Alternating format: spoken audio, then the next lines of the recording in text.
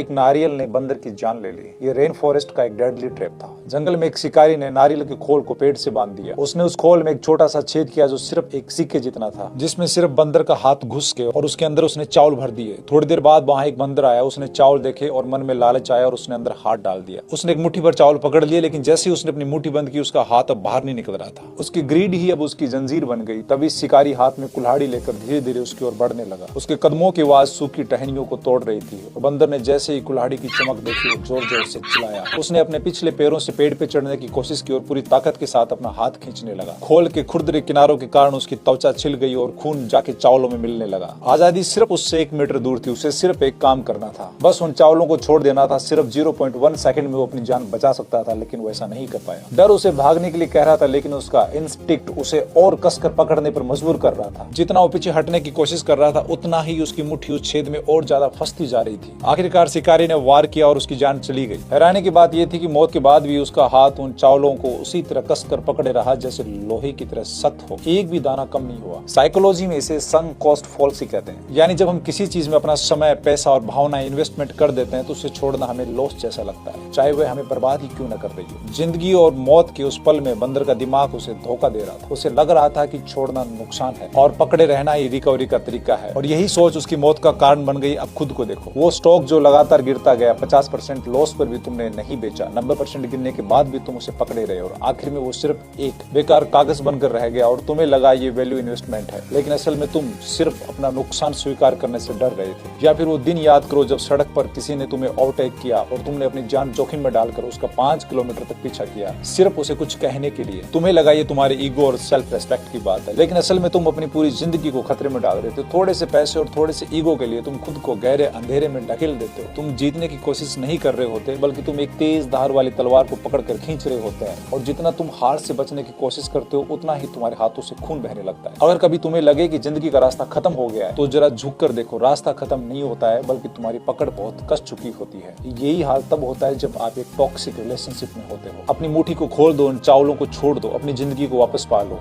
याद रखो, कभी कभी छोड़ देने में ही असली जीत होती है।